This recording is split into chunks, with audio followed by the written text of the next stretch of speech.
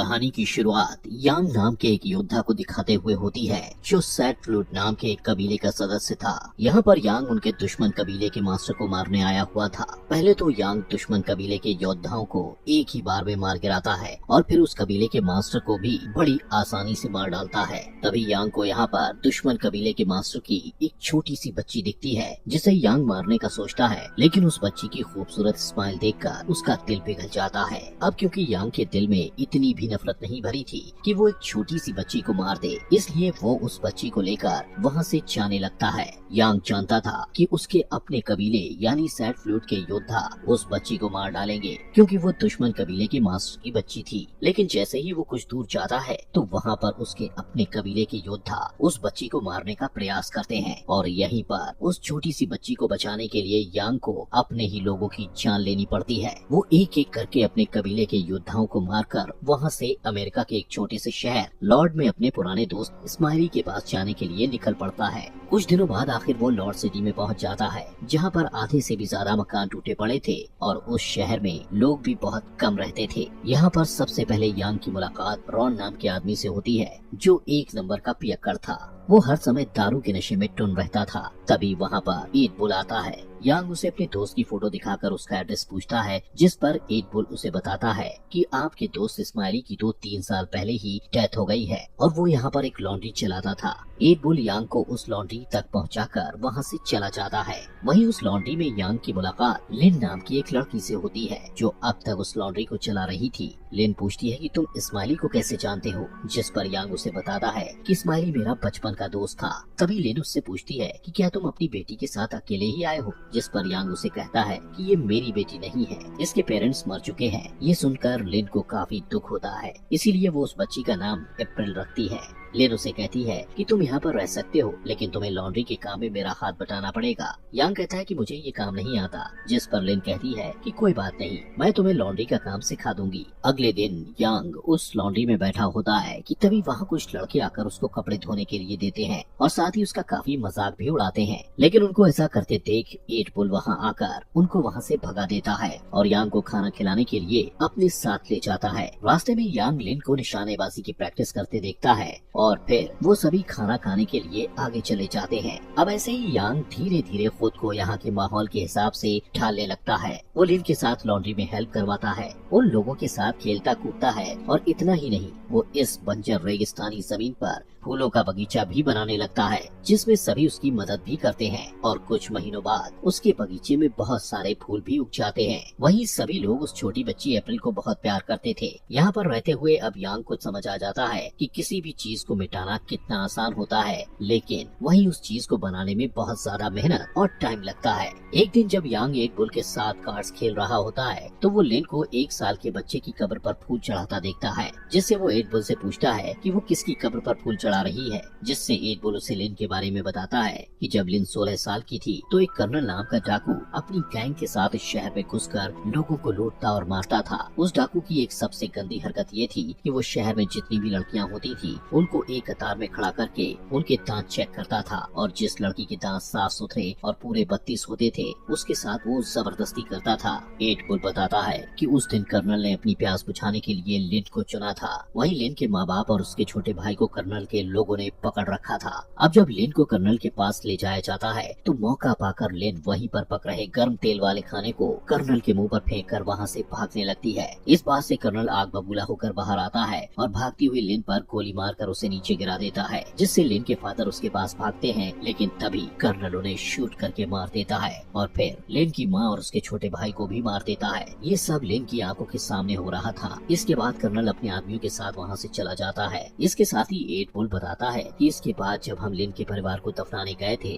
तो लिन की सांसें उस वक्त चल रही थी, जिससे हम उसे घर ले आए और धीरे धीरे वो ठीक हो गई। लेकिन तभी से लिन ने ये ठान लिया कि अब वो कर्नल को मारकर अपने परिवार और उन सभी लड़कियों का बदला लेगी जिनके साथ कर्नल लिन जबरदस्ती की थी। कुछ देर बाद यांग फिर से देखता है कि लिन निशानेबाजी की प्रैक्टिस कर रही है, लेकिन उसका निशाना टारगेट पर नहीं लग रहा होता, जिस वजह से वो निराश हो जाती है और कहती है कि मैं कभी भी एक अच्छी निशानेबाज नहीं बन पाऊंगी। जिस पर यांग उसे निशानेबाजी सिखाने के लिए उसकी आंखों पर पट्टी बांधकर उसके सामने टारगेट बनकर खड़ा हो जाता है और कहता है कि अपने टारगेट की मामूली से मामूली हरकत को गौर से सुनो और फिर टारगेट पर अटैक करो, जिससे लिन बड़े ही ध्यान से अपने टारगेट यानी यांग पर अटैक करती है। लिन देखती है कि उसका हर एक निशाना सही लगा है, जिससे वो काफी खुश हो जाती है और यांग के पास जाकर उसका शुक्रिया करती है, क्योंकि जिस चीज को वो काफी समय से करने की कोशिश कर रही थी वो यांग ने उसे चंद मिनटों में सिखा दी थी। उसी रात लिन यांग को बताती है कि स्माइली ने तो मुझे तुम्हारे बारे में बता दिया था कि तुम सैट फ्लूट कबीले के योद्धा हो और एक दिन तुम यहाँ पर जरूर आओगे। वो पूछती है कि आखिर तुम सैट फ्लूट कबीले में शामिल क्यों हुए, जिस पर यांग बताता है कि बचपन में एक दिन जब मेरे पिता के साथ हमारे खेत पर मैं काम कर रहा था,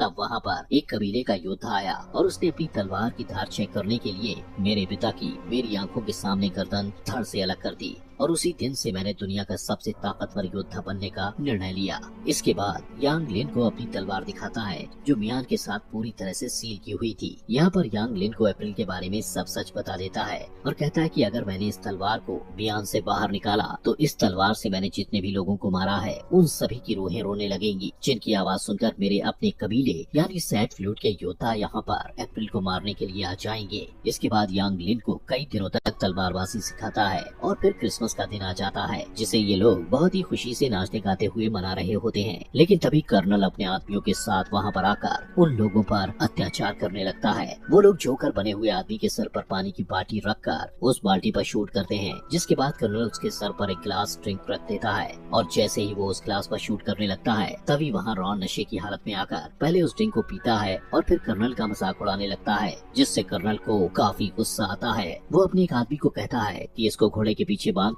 घसीटते हुए घुमा कर लेकर आओ। इसके बाद कर्नल शहर की सभी लड़कियों को एक कतार में खड़ा करके उनके दांत चेक करने लगता है। इसी दौरान उसे एक औरत के दांत साफ सुथरे और पूरे दिखते हैं, लेकिन वो औरत शादीशुदा थी, इसलिए कर्नल उसे उसके पति के साथ ही गोली मारकर मार देता है। तभी कर्नल की नजर उनकी बेटियों पर पड़ती है। वो अपने आदमियों को कहता है कि इन दोनों को अच्छे से नहला सजा कर मेरे पास लेकर आओ, लेकिन कुछ देर बाद उन दोनों की जगह लिन अच्छे से सज कर कर्नल के पास आती है और जब कर्नल के आदमी वहाँ से चले जाते हैं तो लिन अपना चाकू निकाल कर धीरे धीरे कर्नल की तरफ बढ़ती है और जब वो उसे मारने ही वाली होती है तो कर्नल पहले ही उस पर गन पॉइंट करके खड़ा था। कर्नल उसे बताता है कि मैं तेरी सुगंध सूंघकर ही समझ गया था कि तू वही 16 साल पहले वाली लड़की है। वही ईट बुल भागता हुआ यांग के पास जाकर उसे बताता है कि लिन अकेले ही कर्नल को मारने चली गई है। अब लिन को बचाने के लिए यांग को आखिरकार अपनी म्यान तलवार से बाहर निकालनी ही पड़ती है, जिससे सैट फ्लूट के मास्टर को यांग के बारे में पता चल जाता है और वो बड़ी तेजी से अपने योद्धाओं के साथ उसकी तरफ जाने लगता है। वहीं लिन को कर्नल के आदमियों ने पकड़ रखा था और कर्नल लिन के साथ जबरदस्ती करने ही वाला होता है कि तभी यांग वहां आकर उन सबको अपनी तलवार से गाजर मूली की तरह काटकर कर्नल को मारने लगता है। तो लिन उसे कहती है कि इसे मैं अपने हाथों से मारूंगी। उन दोनों की इस बातचीत का फायदा उठाकर कर्नल लिन को ढाल बनाकर विंडो से नीचे कूद जाता है और अपने घोड़े पर सवार होकर वहां से भागने लगता है। तभी लिन उस पर जोर से चाकू फेंक कर उसे वहीं मार गिराती है,